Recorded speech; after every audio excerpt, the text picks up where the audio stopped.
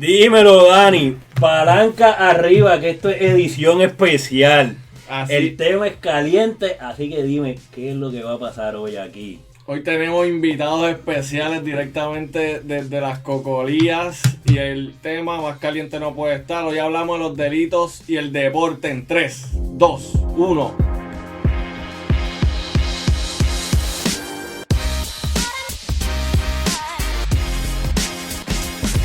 Bienvenidos al quinto episodio del Lex Deportiva Podcast. Hoy con invitados especiales nuevamente.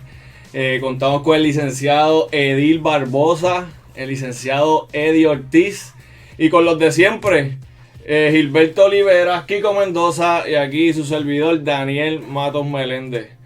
Hoy el tema está caliente. Vamos a hablar un poquito del delito y los deportes y su relación con los deportes. Este es un tema que probablemente nunca pasa de moda. Este tema lleva en las redes sociales y en las noticias muchos años. Y recientemente, tan reciente como la semana pasada, salió un documental, lo pueden buscar en Netflix, se llama Athlete A, sobre el tema de USA Gymnastics y el crimen del doctor Nazar con la gimnasta. Lo vi hace una hora. Y yo creo que pues con esto levantando la relevancia del tema del crimen, el delito y el deporte y cómo se brega con esto en corte o dentro de las federaciones. Y yo creo que aquí tenemos dos personas expertas en este tema y pueden ayudarnos. ¿Qué ustedes creen de ese caso? Yo creo que esto es un tema bien interesante. En el caso de Nazar específicamente se le acusó de haber ultrajado y tocado a un sinnúmero de atletas. Son cerca de 200 atletas las que le acusaron. Se divide entre dos instancias distintas. Unos lo acusan de haberla maltratado mientras él era encargado de las terapias de ellos en Michigan State University. Otros lo acusan mientras él era encargado de lo mismo, pero dentro de la selección de los Estados Unidos en USA Gymnastics. Por ello ya se le procesó judicialmente. Está cumpliendo 60 años de prisión en la esfera federal y tiene esperando una sentencia de 175 años en la estatal de Michigan.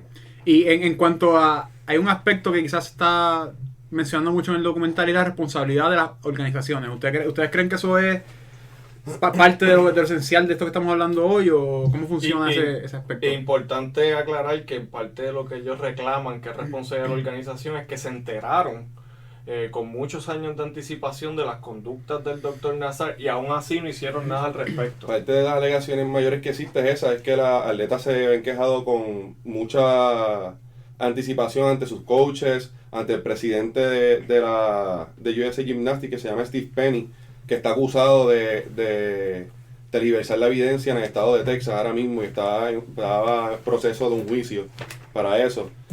Y sí, si no es por una atleta que se llama Rachel Daniel Hollander, no sé si el apellido lo estoy pronunciando bien, pero fue la primera que llevó la querella en contra de Nazar públicamente. Porque ya internamente dentro del Instituto de Gimnasia había ocurrido en severas ocasiones. Y ese es el problema que ellos tienen ahora mismo, porque por la situación USA Olympics quiere quitarle la certificación a USA Gymnastics para que no sea el ente encargado de gobernar la gimnasia en Estados Unidos. Pero en el 2018 USA Gymnastics radicó una quiebra para evitar que le quitaran esa certificación porque es uno de los requisitos que tienen. Y ahora mismo hay un pleito en eso. Yo creo que entonces debemos entender el contexto de lo que es el delito y el deporte y quizás hacer un análisis histórico y del procedimiento. Y yo creo que tenemos nuevamente dos personas aquí que nos pueden explicar bastante cómo funciona. Claro que sí, pues mira, aprovecho la oportunidad para indicarle eso. Es una relación que cuando uno lo mira en ¿verdad? El deporte, uno lo que le interesa mucho es la estadística y si su equipo es ganador o perdedor, pero uno no mira, ¿verdad?, lo que está pasando en las vidas de estas personas y cómo es el deporte de alguna cierta manera ha influido en las decisiones que se han tomado. La experiencia que nosotros hemos tenido y obviamente los muchachos que estamos aquí, muchos jugamos categorías menores y vimos cómo, ¿verdad?, nos relacionábamos todos con personas de diferentes estratas sociales. Eso definitivamente nos lleva a experiencias distintas y en mi opinión, pues esa formación de atletas ha incidido obviamente negativa y positivamente en muchas personas. Ahí yo pues quisiera obviamente discutir en este tema, empezando, ¿verdad? Un caso que fue bien notorio en el año 93, el caso de Allen Iverson. Obviamente esto fue un muchacho que era una estrella de la high school, su futuro era uno, ¿verdad? Incalculable en ese momento, hasta que obviamente pasa el motín que ocurre en el bowling alley. Claro, uno podría entrar a hablar de los pormenores de lo que pasó en ese caso, pero lo más que uno le consterna es que él primero recibió una sentencia de 5 años por un delito que, en mi experiencia, tanto en Puerto Rico como en otras esferas, pues se resuelven con unas negociaciones, programas de desvío, pero este menor se evita, obviamente, a base de lo que es la política pública del menor, que se evita que pase el trastorno de la cárcel. ¿Qué es lo que busca la ley de menores específicamente? Que a los menores no se le someta el proceso judicial. Incluso se busca que no se le ponga esposa. Y es el movimiento que existe en Estados Unidos en estos momentos. Y en este caso, entonces, ¿por qué Allen Iverson va a prisión? ¿Por qué? Mira, Allen Iverson va a prisión porque había unas historias encontradas en cuanto a lo que ocurrió allí. Ahora, todo se reduce, ¿verdad? Y muchos de los reportajes que uno busca de contemporáneos al evento hablan del racismo. Hablan de unos muchachitos de ¿verdad? Negros que tuvieron un problema con unas personas de raza blanca, y eso es el trigger de este problema. El problema mayor es que los blancos salen con laceraciones, fracturas, puntos en la cabeza, y básicamente lo que decían era que el grupo de Iverson fue allá a increparlos desde el principio. El grupo de Iverson lo que decía es que los cucaron primero. Son las historias encontradas, lamentablemente se ve el caso y fallan a favor de Iverson y de otros muchachos más. Fallan en contra, perdón. ¿Y fue agresión? Fue agresión. Fue también mutilación, y entonces lo interesante del asunto es que si él tenía buena conducta salía en 1 año. ¿Qué pasa? Que recibió una clemencia a los 4 meses. Y entonces eso es lo que provoca que él, pues obviamente esa condena que le habían dado no la tenga que cumplir. Claro, es un asunto, como volvimos a hablar hace rato, le dan una clemencia a los 4 meses, pues en mi entendimiento y como se manejan los casos de los deportistas en las cortes, en los menores, peleas en las canchas, peleas que ocurrieron por cualquier situación relacionada al deporte, tú lo resuelvas con programas de desvío o con programas de mediación, no con un programa contencioso como es la corte de menores. ¿Qué es un programa de desvío y qué es eso de mediación?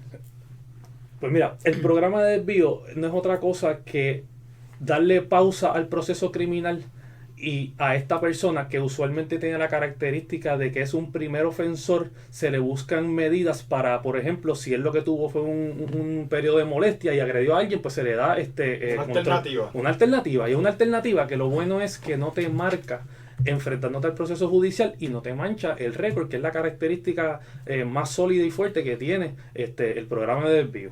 Para todo el que lo quiera ver, el documental se llama No Crossover, The Trial of Allen Iverson, es uno de la excelente serie de 30 for 30. Y ahí lo que se puede ver es que Allen Iverson no era un muchacho cualquiera, él ya era una superestrella, y era dentro de todo, era una estrella, en baloncesto y en fútbol. Dicen que él pudo haber llegado a la NFL. Y era dentro de todo, pues venía del caserío, era pobre, era notorio. Tenía el estilo bien marcado. Sí, el mismo estilo que por el cual es notorio hoy que día. estableció él en la moda de la NBA y de ese estilo que llevó. Y no necesariamente era del agrado de la gente blanca, gente de dinero que llegara y en buen español le comiera los dulces allí a todo el mundo. Y eso mismo es lo que estamos viendo. Ese trato que Iverson sufrió en aquel entonces, el que estamos viviendo, que fue nuestro tema de la semana pasada. Y hace poco yo vi una entrevista que le preguntaron a él, y él dijo, mira, todo lo que yo pasé, todas esas peleas que él tuvo con David Stern, especialmente lo de la ropa, que eso es otro tema, que se le puso el dress code al NBA, él dijo que él no tiene problema porque su batalla fue para que hoy pudiésemos tener lo que estamos teniendo. Traigo la pregunta entonces para ustedes los muchachos, ¿qué ustedes entonces entienden que son los factores que hacen al deportista propenso a incurrir en una conducta delictiva? Mira, yo creo que tenemos que empezar siempre por la falta de educación, y yo creo que esto es un tema bien importante, un tema que se toca en todo, se toca en dopaje, se toca en delitos, se toca en todo, y con buena educación se puede evitar muchos de estos problemas que veo, muchos de estos casos que vamos a hablar hoy. Yo no sé si podemos llegar a la lista entera que tenemos de casos que queremos hablar, pero la mayoría de estos casos con buena educación se pueden evitar, y para mí ese es uno de los aspectos más importantes. Yo estoy de acuerdo con él. Yo creo que la educación, el origen social de ellos es bien importante. Muchos de ellos vienen de clase media o baja y luego llegan a ligas profesionales y no le brindan este tipo de ayuda psicológica, psiquiátrica o de asesoría financiera, porque muchos de ellos tienen padecimientos mentales, depresión, abuso de drogas, problemas familiares disfuncionales, y llevan corriendo con eso toda su vida hasta los 20 años y nunca han tenido ayuda psicológica y explotan cuando llegan a este nivel profesional y se ponen a un mundo totalmente nuevo con dinero. Y creo que eso es parte del problema, y básicamente eso es la educación que no se les brinda nunca en el camino. Yo me hago eco a todo eso, pero además quiero añadir un punto distinto de los jugadores de fútbol, que vemos muchos casos de violencia doméstica y agresiones. Y cuál puede ser también esa relación con todos los golpes que van recibiendo desde que son jóvenes y el efecto que esto puede tener en sus mentes, el famoso CTE. Cómo eso va afectando a estos jóvenes desde niños, y muchas veces no desarrollan estas capacidades sociales, de cómo reaccionar, tienen enojos repentinos sin poder controlarlos, y esto es algo que ahora estamos viendo muchos estudios porque solo se puede detectar luego de que están muertas las personas. Pero es algo interesante también como esto lo relacionamos con el background social, con las oportunidades que tienen o no tienen, con las personas que se aprovechan muchas veces de ellos o no, y ese apoyo que tienen o no. Dani, ese tema es espectacular para discutir el tema del caso de Aaron Hernández. Obviamente nosotros tenemos un muchacho que desde principios de su carrera tenía una juntilla, y vamos a parar ahí un momento porque yo creo que la mayor parte de los problemas que tienen los deportistas es que crecieron en un ambiente muy distinto al que se presenta cuando son atletas de alto rendimiento, atletas de alto calibre. Obviamente nosotros tenemos un muchacho de 8 o 9 años y lo que hablamos de un prospecto o de un posible gran jugador, pero no es hasta que tiene ya los 16, 17, 18 años que lo empezamos a escautear, lo empezamos a rankear, y verdad, pues somos un poco parte del problema porque le damos a esta persona, ¿verdad?, un ambiente que no ha experimentado, que no hay problema con eso. Lo que pasa es que nosotros en las organizaciones no estamos atacándolo a tiempo. ¿Por qué? Porque lo que estamos haciendo es reclutando y no estamos cosechando esos muchachos, no los estamos creciendo en las fincas y no los estamos atacando desde el principio. Obviamente la juntilla de Aaron Hernández vimos que nunca la dejó, y que él hacía en el tiempo libre, él buscaba a quienes, a los de antes. Entonces, ¿qué lo lleva? Con el documental lo pudimos ver, lo lleva entonces a que drogas, armas y ese tipo, ¿verdad?, de relaciones.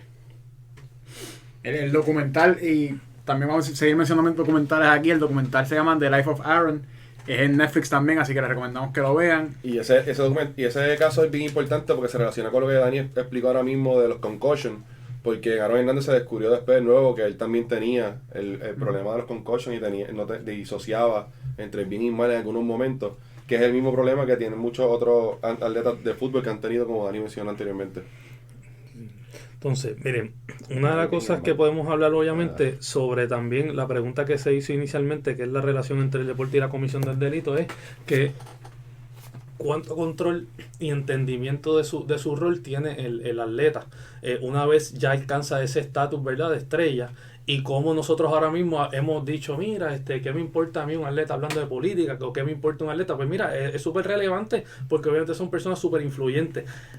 El control y el entendimiento que tengan ellos de su rol obviamente va a jugar una naturaleza súper importante, y tenemos atletas como, ¿verdad?, como LeBron James. Ahora mismo lo estamos viendo en el movimiento donde DeMar DeRozan, había un montón, Steven Jackson, un montón de atletas se están uniendo a causas que son sociales, pero ese control y entendimiento obviamente sigue jugando un rol súper importante en cómo yo como atleta quiero que me vean. Tienes tipos como Derek Jeter que no tienen ninguna mácula en su expediente, son tipos que se preocuparon por su imagen desde siempre, pero tienes otros tipos como Allen Iverson mismo, que siempre decidió por desafiar el sistema, y son dos estilos distintos que obviamente pues vamos al control y el entendimiento de quién soy yo para la sociedad. O para contrastar, Michael Vick, que fue preso porque apostaba y ponía a los perros a pelear entre sí, cosa que es ilegal, va a la cárcel, sale de la cárcel y hace un rebranding de su imagen completa hasta el punto que vuelve a jugar en la NFL. Entonces también esa historia, que son pocas realmente, historias de una vez salen de esta vida o de la cárcel, realmente se rehabilite o por lo menos da la impresión de haberlo hecho y haber vuelto a la liga a jugar. Hacer el deporte profesional. Es que la falla, yo creo, de muchos atletas es que no entienden que ellos no son meramente unos atletas, ellos son una marca. El momento que ellos, si vemos todos los nombres que hemos mencionado, Michael Vick, pues su problema, Derek Jeter, LeBron James, es gente que trasciende el deporte y están enfocados en lo que quieren.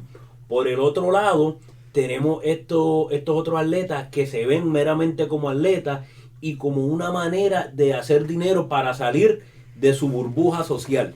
Y muchas veces vemos que al tratar de salir de su burbuja social, en la cual en cierto punto lo logran financieramente, entienden que tienen un bagaje que tienen que traerse a la comunidad entera.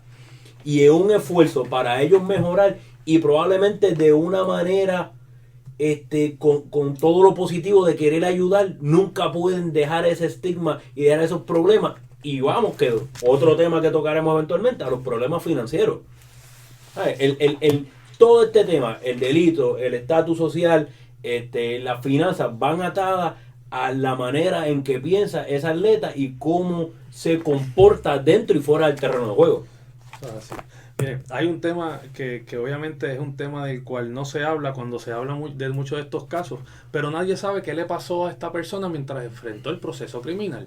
Es bien interesante porque a nadie le interesa cuánto pagó Kobe Bryant de fianza, qué condiciones le pusieron para permanecer en libertad mientras se veía su caso. La gente no sabe que Kobe Bryant salía de una parte y que tenía que irse a un avión rápido a Colorado a enfrentar vistas de su caso. El tiempo que duran estos procesos. Tiempo y entonces a lo que tú te expones. Obviamente, ese pues ya que tocamos, ¿verdad?, el caso de Kobe Bryant, esto es un caso que obviamente se estaba llevando paralelo a la temporada. Estaba en la postemporada, yo creo. Sí. Y entonces es un caso obviamente que tenía unos ingredientes que salieron y eran y a primera vista uno había semen, había pelo púbico, había sangre. Y había una persona que denunció de inmediato. Y entonces cuando tú miras todo eso, después vienen entonces las amenazas a esta persona hasta que finalmente... Él admite, por lo menos hasta el punto de haber tenido una relación, ¿verdad?, fuera del matrimonio, pero él dice que él entendía que era consentida. Claro. ¿Verdad? Ese es su entendimiento. Ese es su entendimiento. Su alegación. O su alegación, mejor dicho. Y obviamente, Fiscalía entiende en ese caso que con esa admisión no era suficiente y que era necesario el testimonio de la víctima. La víctima, al retractarse a través de uno de sus abogados, pues entonces definitivamente deja a la Fiscalía sin caso. Pero no en balde, quisiera obviamente resaltar, ¿verdad?, qué son las cosas que ocurren en el proceso. Te arrestan, te esposan, tienes un fichaje. En la policía de Puerto Rico existen tus huellas dactilares. Te leen tus derechos. Te leen tus derechos, tienes tus fotos, vas a estar sumariado. Si no puedes pagar tu fianza, sumariado es encarcelado. Lo que pasa es que no eres convicto porque se está viendo tu proceso, pero estás encarcelado si no pagas tu fianza. Que es el caso de O.J. Simpson. Así que, ¿qué son lo que pasa, ¿verdad?, en el proceso criminal que realmente no se le da tanta relevancia y es lo más que afecta al atleta como tal? Obviamente uno va a ver que al atleta y a su familia. Sí. Porque sí. el proceso criminal es algo que afecta siempre a los familiares más cercanos, se afectan mucho porque es un proceso pesado, un proceso minado, un proceso, y para personas como esta, la prensa está todo el tiempo encima, se pierde la privacidad de la familia, se pierde mucho dinero porque cuesta dinero, las fianzas son altas, los abogados son caros, la producción de evidencia es cara. Es un proceso costoso, un proceso drenante emocionalmente para la familia, que se ponen los atletas y que normalmente no están preparados para ellos, como nadie está preparado para un proceso como ese. ¿Y estos casos usualmente el juicio se ve en su fondo o llegan a un acuerdo antes, en su mayoría, en su experiencia? Mira, muy buena pregunta. Y mi experiencia ha sido con los atletas que los casos de que tienen que ver con tu pareja, esos casos no están llegando a los tribunales. No están llegando a los tribunales porque la pareja, ya sea el hombre o la mujer, pasa por un proceso de revictimización que hace que no se pueda ver el caso en sus méritos. Muchas de las estrategias que se utilizan en la calle son la dilatación de los procesos para que, como decimos en la calle, el agua llegue a su nivel y la persona pues se pueda disponer de otra forma del caso. Pero para contestarte tu pregunta, son pocos los casos que uno tiene convicciones de los atletas cuando uno los mira en este montón de casos, porque uno mira por ejemplo el caso de Iverson, pero 4 meses después tuvo una clemencia, Kobe Bryant, Addison Russell que lo acusan de ley 54, no tuvo nunca su día en corte. José Reyes no tuvo nunca su día en corte. Establecieron un protocolo por eliminación de pero Piculín fue a la cárcel. Pero Piculín fue a la cárcel. Piculín obviamente es un caso bien interesante porque Piculín pues y va de la mano con los asuntos financieros. Y es luego de retirarse como atleta, no fue mientras fue atleta que cometió el delito, fue luego de retirarse como atleta que él cae, ¿verdad? En este tipo de... Y Piculín es alguien que en Puerto Rico hizo billete, de verdad. Hizo billete. Pero probablemente, digo, yo no, quizás es el mejor baloncelista en la historia de este país.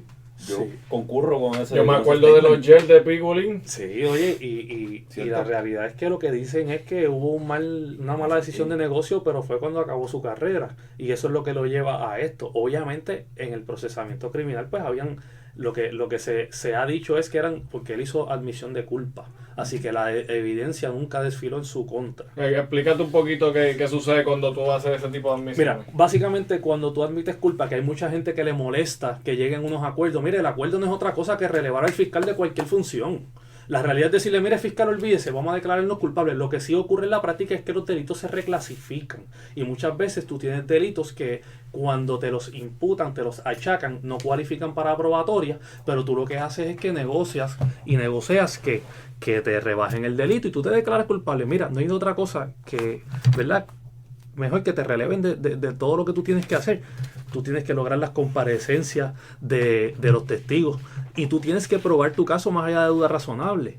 Y obviamente ahora mismo que hay veredictos que tienen que ser por unanimidad, todo eso son peldaños en el camino. Y por eso es que obviamente pues la alegación preacordada, que es como se conoce, ¿verdad? El plea bargaining, es algo que es de política pública del Estado. El Estado promueve que se llegue a acuerdos porque obviamente eso pues es economía procesal, economía de las partes, una solución justa, rápida, ¿verdad? Y por ahí vamos, ¿verdad? ¿Y habrá algún tipo de sesgo vayas hacia los atletas en específico, ya sea positivo o negativo? Pues mira, muy buena pregunta. Yo he visto que el hecho de que tú seas atleta te va a dar muchos más beneficios porque tienes algo que devolverle a la comunidad y antes de que hayas cometido los hechos delictivos le estás dando algo ya a la comunidad y ese argumento siempre va a ser sólido y hasta para ubicación en las penitenciarias. O sea, ya que tú llegues a un acuerdo, ¿verdad? Una sentencia mixta y tengas que hacer algo de cárcel, eso de que tú seas atleta te lo tomas en consideración y obviamente sí yo he visto que los fiscales mismos pues son un poquito más flexibles con los atletas y más si eres un atleta de renombre. Cierta deferencia se brinda. ¿Cómo afecta el que pueda aplicar a cualquier atleta? Pero vamos a coger a Kobe Bryant. El hecho de que sea una figura pública y que todos los medios lo rodean, porque está el hecho de que tú eres inocente hasta que prueben tu culpabilidad, pero a la misma vez, mientras tú tienes ese procedimiento criminal, ¿qué si algo pueden hacer las ligas para controlar? ¿Cómo se lleva a cabo ese proceso?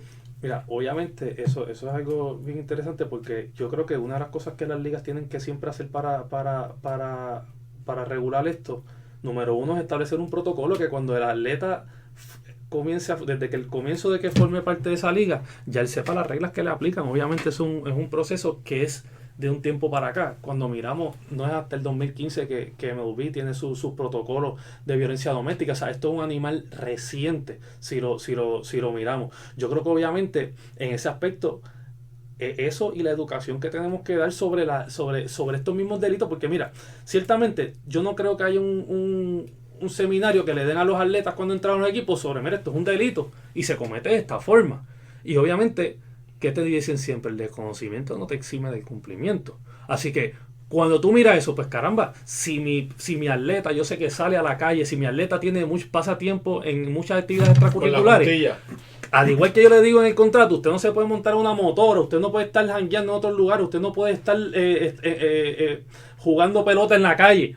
Pues así mismo yo tengo que educarlo sobre esa conducta delictiva. Yo creo que esos dos puntos, porque la realidad, volvemos al punto principal, yo siempre he creído y entiendo que todo esto de los delitos, cuando uno mira el background del atleta, es algo que trae de mucho tiempo, ¿verdad? Ya sea por influencias o porque él mismo pues tiene sus malas costumbres, pero volvemos, que si la pregunta es ¿qué pueden hacer las ligas? Yo creo que hay gente concientizar y capacitar. Desde el primer momento. Desde el primer Porque momento. yo creo que no es la falta de curiosidad intelectual, porque No, uno que- mismo en la calle quiere saber, es la falta de De acceso. herramientas. Porque traigo aquí a colación un cuento. Cuando yo era el director ejecutivo en la Academia Carlos Beltrán, el licenciado Ortiz fue a dar una charla del delito y el deporte. Y la charla duró 1 hora. Y el hombre estuvo casi 1 hora y media después de la charla contestando preguntas. No necesariamente de los temas de los delitos que él habló en su presentación, pero tenían preguntas sobre los delitos y sobre lo que estamos todos cuando éramos jóvenes expuestos en la calle, con la juntilla. Pero nunca hasta ese momento había alguien que se había detenido a contestarle las preguntas y sus curiosidades. La falta de acceso es clave entonces en este problema. Y ciertamente esos muchachos estaban en una edad que era clave para tú capitalizar, o sea, para dejarle saber, mira, esto es lo que hay, o sea, esto no es sencillo. Claro, esa es la edad donde no saben lo que es una fianza, no saben lo que son ponerte las esposas, no saben lo que es un arresto, no saben lo que es sus derechos, no saben qué es lo que hay. Así que, pero volvemos, esa es la misma edad que, como muy bien hizo Kiko en la academia. Desde ese momento es que hay que llevarle el material y digerírselo y dejarle saber. Esa era la edad que tenía Allen Iverson. Correcto. Tú sabes. Bueno, High ya, school. ya que estamos hablando de los delitos que cometen los atletas y la importancia de educarlos, vamos a aprovechar, vamos a hablar de cuáles son los delitos más comunes que comete un atleta. Mira, por lo menos mi experiencia en las cortes en Puerto Rico, yo he identificado unos delitos que son los mayormente cometidos, ¿verdad? Los comúnmente. Así que son las infracciones a la ley de violencia doméstica. Que eso básicamente es lo que estamos hablando, la famosa ley 54. Miren, formas de cometer ese delito, bien sencillo. Tú puedes insultar y estar insultando todos los días a tu pareja y tú estás cometiendo el delito. Obviamente cualquier día, no importa por mayor o menor fuerza que tú ejerzas, tú cometes el delito si tú le pones una mano encima. Y esto aplica a todo tipo de pareja. A todo tipo de pareja. De Esto- mujer a hombre, de hombre a mujer, hombre a hombre, mujer a no importa. Eso es correcto. correcto, Gilberto. Esto aquí no hay ninguna distinción. Y que Y bueno que estén trajiste- casados o no estén casados. Eso es así. Y si es una expareja también de hace 10 años, fue tu expareja, si la agresión se da en el contexto de que o tuvieron un hijo, tuvieron una discusión y todo, eso es una ley 54. Obviamente eso tuvo unos problemas con las parejas del mismo sexo en un momento dado y la legislatura se encargó de subsanar esa laguna y al día de hoy aquí no hay ninguna distinción. Aquí es cualquier tipo de pareja, casados, no casados, divorciados, de un día, de 2 días, lo que sea, aquí se cobija bajo la ley 54. El otro delito que se comete es el de las infracciones a la ley de sustancias controladas. Y mira, los mayormente cometidos son posesión o posesión con intención de distribución. La única diferencia es cantidad. Si muchas veces te cogen con dinero, con pistolas, con walkie-talkies y todas unas cosas, pues ya saben que te encargas el negocio. En el caso de Pico, que creo que lo cogieron un invernadero de marihuana, ¿qué sería en ese caso? ¿Cuál Eso- fue el caso ahí? Ese fue posesión con intención de distribución Con la cantidad que era. con un pequeño agravante. Tenía un AR-15. Sí. Así que tenía posesión de un arma ¿verdad? Automática. Para adelantar los propósitos criminales. Así que eso fue un problema que tuvo. Claro, a Pico le archivan ese delito y entonces él solamente hace alegación por la droga y luego incumple unas condiciones y es que obviamente tiene que tocar la cárcel nuevamente, pero lo sentencian inicialmente a 6 meses. Cumple los 6 meses, sale y ahí es que incumple condiciones. Pero Pico estuvo incumpliendo condiciones desde el primer día. Así que yo creo que él le ponen la fianza y rápido a la semana da un positivo a cocaína. Así que eso pues obviamente entorpece. Y esas son las cosas que le pasan a los atletas, que se entorpece el proceso, ¿ves? Y el proceso se alarga más de la cuenta. Ahí tocamos, ya que hablamos de la R15 que le cogieron a Pico, tenemos que hablar de la ley de armas. Así que el caso que siempre a mí me viene, ¿verdad?, a la cabeza es el caso de Gilbert Arenas. Gilbert Arenas es un tipo pues que tuvieron una diferencia en un juego de cartas Que era un caballo. que era un... Se le fue la magia como de un año a otro. Era el jugador franquicia de Washington Y Wizards de en un ese año momento. para otro. Y el Pero colegiado era un Invirtieron matador. mucho dinero en su... Pero ese es el incidente que rompe a los Wizards. Ujú. Con Nick John, que también estaba ahí, que es un payaso. Obviamente Caron Butler saca un libro después y lo tildaron de verdad de soplón Pero él es el que dice realmente lo que pasó ahí. ¿Y Fueron qué las fue lo que versiones que sucedió se con dieron. Gilbert Arenas? Mira, Gilbert Arenas, sencillo, ellos tuvieron una refriega. ¿Y qué pasó? Gilbert Arenas llegó al otro día. Supuestamente el último comentario que se hace es: pues yo te voy a dar un tiro. Gilbert Arenas llegó al otro día con sus 4 pistolas y las dejó ahí en el locker room. Las sacó y le dijo: ¿con cuál de estas es que me va a dar el tiro? En el locker room del equipo, en la cancha. En el locker room de la Eso cancha. era contra el chamaco este de Javaris Critterton, que era. Con él mismo. Y parece que Jabari supuestamente en el camerino sí tenía una pistola y la tenía cargada. Las de Gilbert Arenas estaban sin cargar. Así que, Ese fue más serio entonces. obviamente, ese caso es bien interesante porque yo creo que Gilbert Arenas no se sabía con quién se estaba metiendo. Este señor le está dando 25 años de cárcel por un asesinato. Ya. O sea, que sabíamos que este tipo parece que era un happy trigger. Pero en ese momento eso es lo que ocurre. Gilbert Arenas se coge 2 años de probatoria, un community service y básicamente una multa.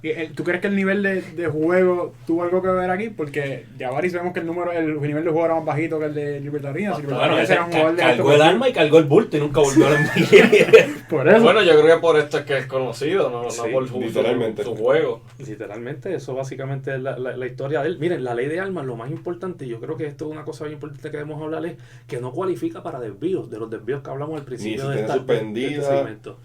Y eso Ni es... bonificación. Y eso es significativo. Mi experiencia en las cortes es que ahora mismo, para tú llegar a un arreglo sobre un caso de armas, así mismo como está imputado, la directriz es que son 2 años de cárcel, es lo menos que te van a ofrecer.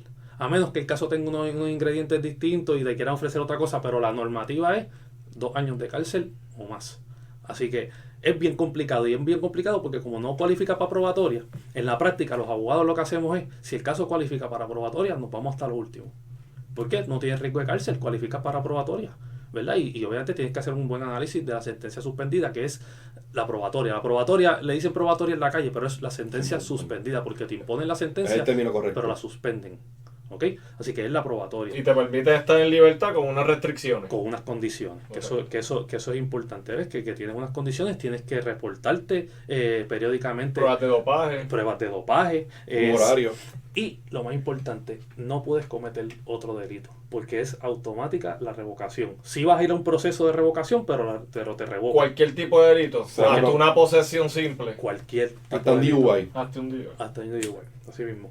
¿Qué otros delitos tenemos? Miren, los más famosos y los que no se habla mucho, ley de vehículos y tránsito, el borrachito o el que va guiando al garete. Esos 2 delitos, 5.07 y 7.02 de la ley 22 de vehículos y tránsito. Mira, en ese caso, Tiger Woods es el que nos viene a la mente. Tiger Woods, yo siempre me acuerdo porque cuando lo primero que sale de Tiger Woods es que es el video. Ujú. ¿Y qué dijeron? Este tipo está como tuerca. Luego, cuando se hace su análisis toxicológico, entonces es que se descubre que había 0 alcohol. Pues él llegó a un arreglo, le reclasifican el delito, entonces, a guiar, ¿verdad?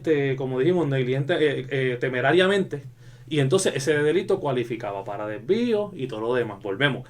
¿Cuál es el propósito que siempre buscan los abogados? Es archivarle el caso, que no le manche el récord y que pase, mira, lo más tranquilo posible. Él en ese caso, pues obviamente fue un arreglo que se lo aplaudieron bastante. Uno busca los reportes noticiosos de ese momento y dice, mira, tremendo acuerdo, mano. Porque obviamente sí tú podías hablar de algunas cláusulas de exclusión, como sería pues que lo que tenía en la sangre eran medicamentos con receta. Pero obviamente lo que te hace temerario es que tú, sabiendo que consumiste eso, te pusiste a operar un equipo. Y cuando tú hablas de exclusión es que se excluye como evidencia. Ahí en ese momento, cuando yo hablo de exclusión, es de que te exime de responsabilidad penal. Porque la exclusión de evidencia, entonces, es un tema bien importante, porque obviamente, mira, volviendo rápido al caso de Aaron Hernández, una de las evidencias bien importantes, ¿cuál fue de Aaron Hernández? Las cámaras de su casa.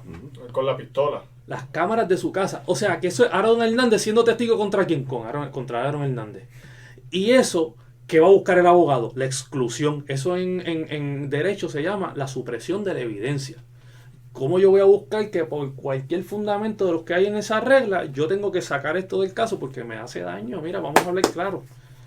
Tú quieres suprimir evidencia porque te hace daño a tu caso.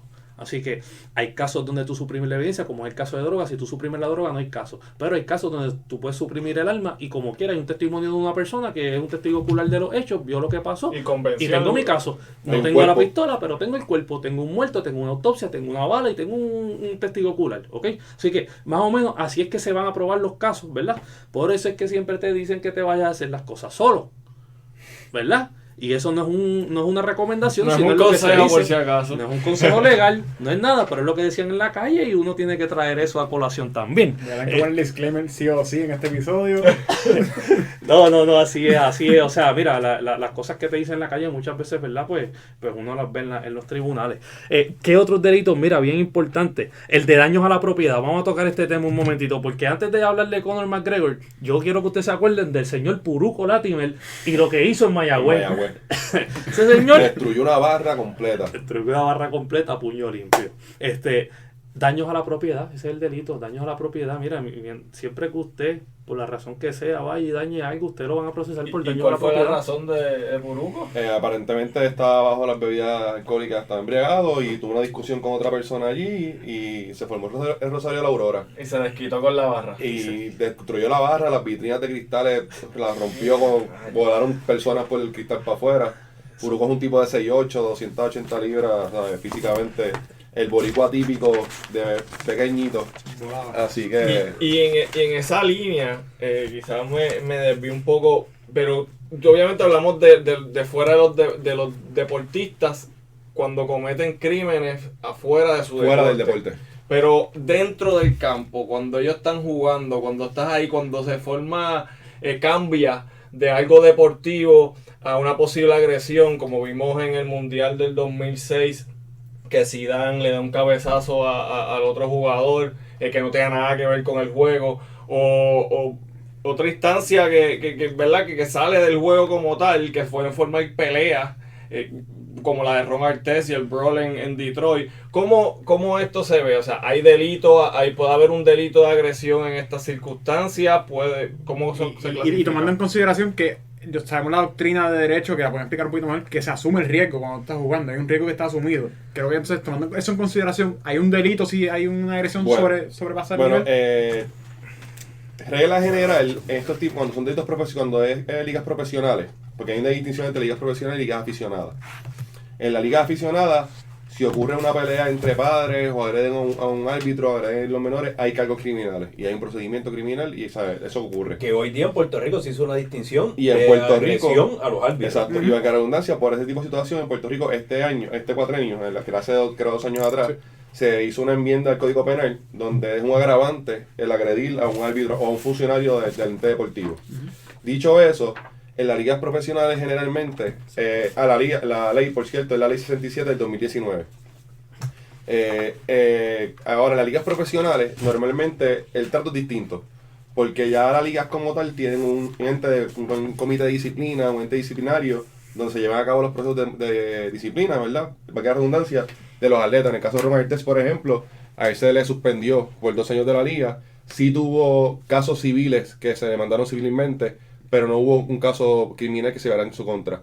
En mi opinión, como abogado, entiendo que sí podría llevarse un caso criminal si una víctima de la agresión hubiera, ¿verdad?, recibido un daño sustancial, hubiera podido quizás radicar una querella de agresión, y no entiendo, en derecho no entiendo ninguna razón por la cual un fiscal no haya podido llevar el caso en su contra. Un Holyfield. Pero en regla general no ocurre. Pero por ejemplo un Holyfield, cuando Tyson le mordió la oreja en medio de la pelea, eso no tiene nada que ver con el deporte como tal. Ahí Holyfield, en teoría, pudo haber ido a la policía a radicarle cargos a Tyson. En teoría sí. Pero no suele ocurrir porque no trabajan de otra manera. No, trabajan de otra manera internamente las ligas, con multas, con fines, que lo sacan de la liga, lo suspenden un término de tiempo. Explíquenme un poquito de cómo es ese proceso cuando se ve un atleta comete un delito y quizás no se ve en el ámbito penal, si se ve en el ámbito pues civil posiblemente y deportivo, ¿verdad? Pues a eso el compañero Eduardo Ortiz les puede hablar más del tema, porque él ha estado involucrado en como juez administrativo, ¿verdad?, Liga de Baloncesto Superior de aquí de Puerto Rico, en el cual ha llevado a cabo esos procesos de disciplinarios en contra de los atletas, y él les puede explicar más cómo es que se llevan a cabo. Mira, esos procesos disciplinarios, Edil, básicamente gozan de unos derechos, pero el derecho más fundamental que tiene esto es el derecho a ser escuchado. Una vez tú le brindes ese derecho a ser escuchado a esa persona y tú recopilas esa evidencia, básicamente se baja un informe, es una recomendación, y muchas de las ligas, como uno funge como oficial examinador, uno lo que le da es una recomendación al presidente. Así que básicamente funciona, El ¿verdad? presidente de la liga. Al presidente de la liga. El presidente de la liga es quien tiene la facultad de sancionar, no es el oficial examinador. Lo que pasa es que el oficial examinador es un ente imparcial que está evaluando la evidencia, los hechos, y emite una recomendación a base de eso. Y paréntesis, esto no tiene nada que ver con el Estado. Esto es todo privado. Sí, Esto es esto es de privado. la liga. Esto es liga privada, y qué buena pregunta, porque entonces tienes que tener un reglamento que regule no tan solo la etapa de instancia, que es donde se va a dilucidar el caso inicialmente, sino las etapas apelativas. Obviamente ya nosotros aquí en Puerto Rico ya tenemos unos tribunales apelativos, pero todo comienza en la liga, y es la decisión de la liga lo que se revisa, y es una decisión que si llega hasta las últimas consecuencias puede llegar hasta Suiza. O sea que es un curso, ¿verdad? ¿Y por Que- qué hasta Suiza? pues es hasta Suiza, porque ese es el último tribunal y que tiene la última decisión. La- El la- internacional. Exacto, en Puerto Rico, si es un deporte que está afiliado al Al Comité Comité Olímpico, va al TAT, que es el Tribunal de Arbitraje y Apelación. De esa corte se puede apelar al CAS, que es la Corte de Arbitraje en Suiza, y de la Corte de Arbitraje en Suiza se podría apelar en bien pocas instancias, pero se podría apelar al Tribunal Civil en Suiza. Sí, pero mayormente el last stop en inglés, perdón, es el CAS. Sí, Sí. Porque creo que al día de hoy el tribunal en Suiza no he escuchado un... No, Pero es tres o bien cuatro, raro que sí, vayan sí. allí, y casi cuando van son normalmente casos olímpicos, de nivel Sí. olímpico. Y O sea, hay que violaciones a política pública o que el juez no fue imparcial o bien pocas razones. O sea que realmente una vez entra al aspecto dentro de estas ligas profesionales, ese aspecto disciplinario, realmente no vuelve a salir a los tribunales o no llega a los tribunales estatales y o federales. No llegan, pero no llegan por eso mismo que estamos hablando, porque ya el mecanismo está desarrollado, y el mecanismo investigativo, porque ¿qué te provee el Estado? El Estado no te provee un ingrediente distinto que no sea el poder de Estado, pero fuera del poder de Estado es investigación, hechos, qué pasó en la cancha, qué pasó aquel día, qué pasó aquí, y eso ya la liga privada te lo está dando. Así que tú como abogado, si te llega ese cliente que fue perjudicado por las actuaciones de un atleta, tú lo que vas a buscar es dónde está la investigación, qué son los testigos, y demanda en el foro civil. Y la liga tiene la expertise para hablar Exacto. de Hay Además que- que al final del día son atletas. Son atletas que en el calor de juego, ¿verdad?, cometen este tipo de faltas, y las ligas buscan protegerlos a ellos como atletas que son, porque no son criminales tampoco. Hay que recordar que entonces al arbitraje se va a llegar siempre por un acuerdo. Entonces, la corte está respetando un acuerdo. Si no hay acuerdo, tienen que llegar a corte. Claro. El acuerdo que se llega, usualmente se llega o convenio colectivo o por regulación del COCUR, en este caso, o por la misma liga, federación. Y por eso es que las cortes no intervienen, porque tú demuestras, mira, mi reglamento dice que yo acuerdo a un arbitraje y ese proceso es que se respeta. Y por eso es que las cortes dicen, bueno, hay un acuerdo ya, yo voy a respetar este acuerdo y ustedes sigan por ahí para abajo. A menos que se viole política pública o imparcialidad, pues entonces yo no tengo nada que ver aquí. Y cuando la realidad es que cuando en la práctica se resuelven los casos, la parte perjudicada, así como la parte, vamos a hablar de un agresor o vamos a hablar del que hizo la actuación ilegal, van a llenar documentos que van a poner fin a la controversia, porque siguen siendo controversias entre ciudadanos. Y como el remedio que provee el proceso criminal no es monetario, no es económico, a mí no me interesa la convicción de la persona, a mí me interesa que me restablezca a mi lugar que yo estaba antes de sufrir la lesión o la agresión o La lo que, restitución. claro que sí. Así que quiero tocar un tema que hablamos ahorita, porque es bien interesante lo del riesgo asumido. Y quiero hablar del tema que se llama Assault in the Ring. Ese documental es brutal. Luis Resto, boricua, se enfrenta a este muchacho Billy Collins. Era un prospectazo. ¿Qué hizo este muchacho boricua? Pues él estaba, el cornerman de él, el entrenador era Panamá Luis. Pues cuando hablaron del caso de Margarito, tomó relevancia este caso. ¿Por qué? Correcto. Porque Ya había pasado, lo que ya se había pasado. utilizó fuera el Plaster of Paris. ¿Ok? Eso lo utilizó Luis Resto. No fue Margarito el que lo vino a traer al boxeo. Lo usa Luis Resto, pero Boricua. Luis Resto también le quitó guata al guante. Así que Por si acaso, Margarito, lo que hablamos, como todo el mundo sabe, que tenía un yeso, que una vez se En la pelea con mojaba, Cotto. en la pelea con...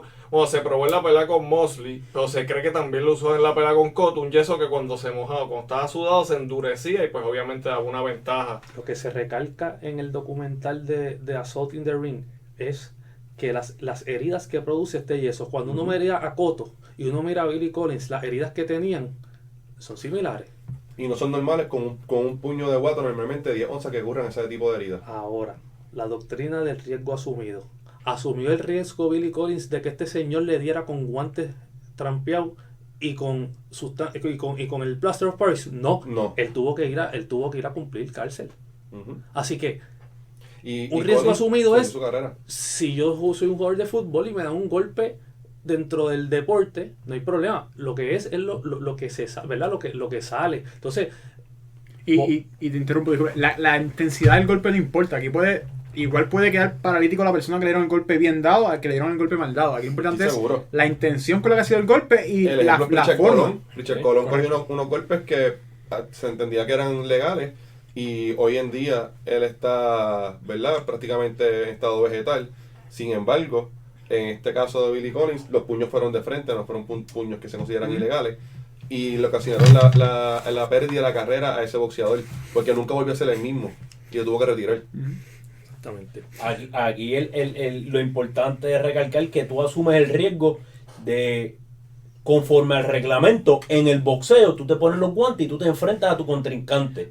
Cuando ya sale un ejemplo como lo que tú trajiste de Tyson y Holyfield, pues Holyfield no asumió el riesgo para que le muerdan la oreja. Claro. Ya eso va fuera del reglamento y ahí sí pueden haber sanciones o penalidades o un delito, Como el etcétera. ejemplo de Resto, que está cumpliendo cárcel. Exacto. Pero no es Cumplió común, no es No es común común. que se vaya a No esa es común. esfera. No es común. No es común que las agresiones que ocurren dentro del deporte, dentro de la esfera del deporte, vayan a un tribunal criminal. Exactamente. En términos, ¿verdad?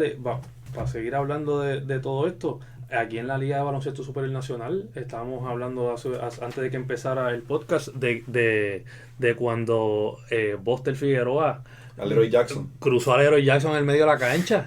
Leroy Jackson, cuando firmó el contrato con Bayamón, ¿firmó para que le dieran ese puño? Claro que no. ¿Qué pasa? Que obviamente volvemos al punto principal. La teoría es una cosa. Que puede responder, claro, mira, si tú sabes si una persona tiene que responder en el delito, tú buscas el código penal y mira si hay los elementos.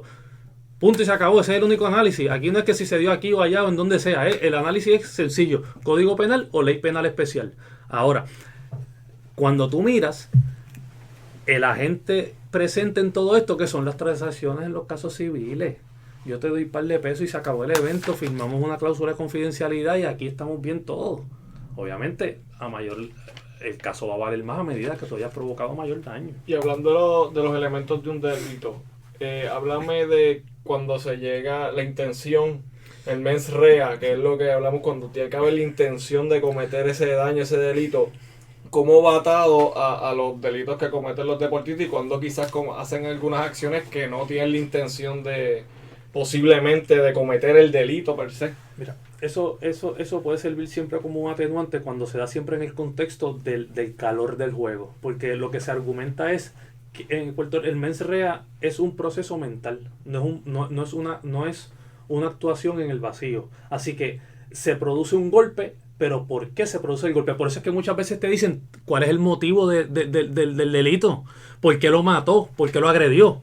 ¿Por qué? Porque ese es el elemento subjetivo, el elemento mental. Y obviamente en elemento puro, pues el mens rea lo que es si la persona tuvo la oportunidad de pensar y actuar sobre su conducta delictiva. Si lo pensó y lo hizo, oye, eso puede ser, como dijimos, en un segundo, porque hablan de una doctrina de un cooling period.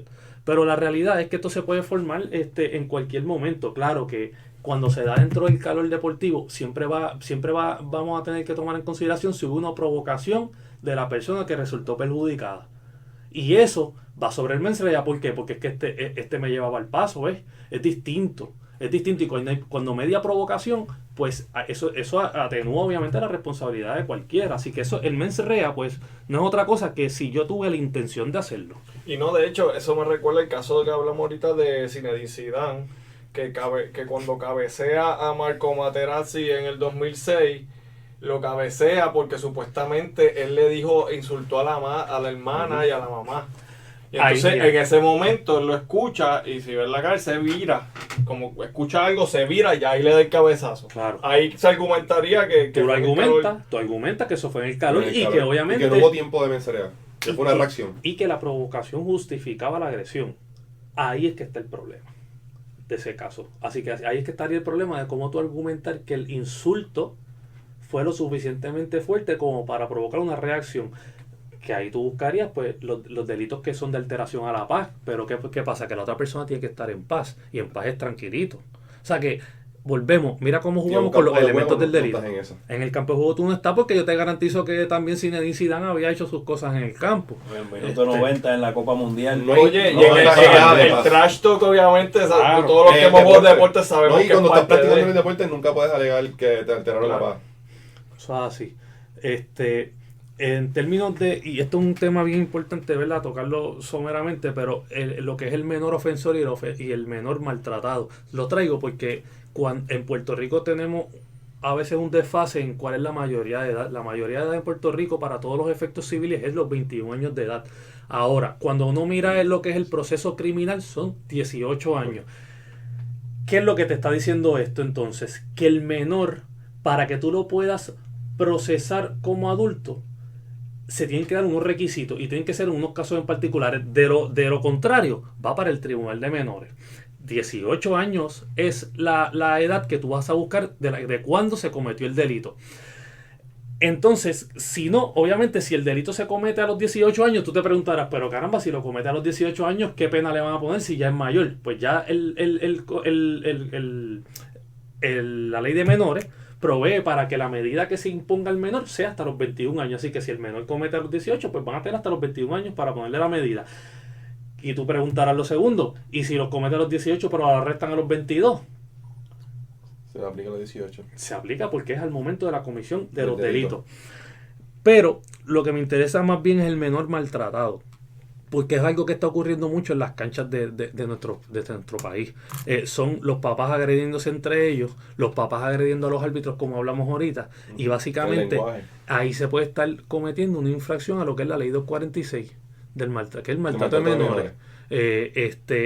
Eso obviamente pues es importante porque vamos a ver cómo entonces tal vez por alguna pelea tonta entre niños los terminamos llevando al tribunal a un proceso de mediación, pero cómo entonces nosotros como funcionarios de las ligas podemos hacer, ¿verdad?, responsables a estos adultos cuando cometen las conductas delictivas en las canchas de los niños. Eso pues obviamente... Exigirle mayor responsabilidad a los padres. Eso es algo que como dice Edil, es algo que obviamente las ligas tienen que tener en consideración, que ellos pueden, si hay una agresión, se puede llamar a la policía en cualquier momento y se puede proceder, no tan solo por la agresión que hubo entre adultos, sino por el espectáculo que se hizo frente a los niños. Porque obviamente es un ejemplo de maltrato, punto y se acabó, no hay de otra. Otro tema que yo quería hablar rápido, porque es que no quiero que se me quede afuera, es lo que es las redes sociales y su uso en el proceso legal. Miren, si ocurrió una pelea y a los 10 minutos usted sube un video, usted sube un post, lo que sea, todo eso se puede utilizar en su contra. Todo eso son manifestaciones suyas. No es de deporte, pero fue lo que pasó esta semana con la pelea de Brian Myers y Gallo. Correcto. Es correcto. Es un ejemplo, pero un ejemplo que no sea de deporte. Es un ejemplo, y el mejor ejemplo, porque obviamente es un ejemplo que es bien contemporáneo a este podcast, pero ciertamente no podemos pensar, esa es mi palabra y que se chave, si es tu palabra y usted tiene libertad de expresión, con eso no hay ningún problema, pero se va a utilizar en su contra, siga hablando. ¿Ok? Básicamente, pues, ¿qué viene a esto? Que cuando tú tienes un problema legal, las redes sociales es lo mismo que hablar con la policía y hablar del caso con quien sea, porque es evidencia que tú sigues produciendo en tu contra. Y eso va de la mano, obviamente, con qué derechos entonces tú tienes. Y los derechos que tú tienes ahí es a guardar silencio, a consultar a tu abogado y que tu abogado sea el que diga qué es lo que se dice y qué es lo que no se dice, porque volvemos, se va a utilizar en tu contra. Esos dos puntos pues los quería traer porque obviamente... El consejo es claro, yo creo, para cualquiera. Cualquier situación, cállese la boca. Y llama a su abogado. Llama a su abogado. Desconecta las redes. Hay que hacer silencio. Eso Mira, pues obviamente es un pie forzado. Algo interesante, hemos hablado le hemos puesto el guante en la cara a los atletas, pero yo creo que muchas veces las ligas cojean también de deficiencia en sus procedimientos Y no es hasta que pasa algo significativo que ellos actúan. El ejemplo que tú hablaste en la pelota de José Reyes, y lo mismo fue lo que pasó en fútbol. En la NFL el caso grande fue el de Ray Rice, que a él tiene su lío, sale que tuvo una pelea con la mujer, lo suspenden 2 juegos y luego de que le ponen la suspensión viene y sale el video de lo que pasó dentro de ese elevador, y entonces salen a lo loco y lo suspenden indefinidamente por no haber tenido un plan desde el principio. Cuando lo suspenden indefinidamente, el hombre va para arriba y le dice, no, es que ya eso es double jeopardy, ya tú le habías dado 2 juegos, tú no lo puedes penalizar 2 veces. Y entonces, a raíz de ese tipo de incidentes, tú ves como o las ligas o no tienen nada o quieren tener un control absoluto, que es después lo que pasa. Hunt.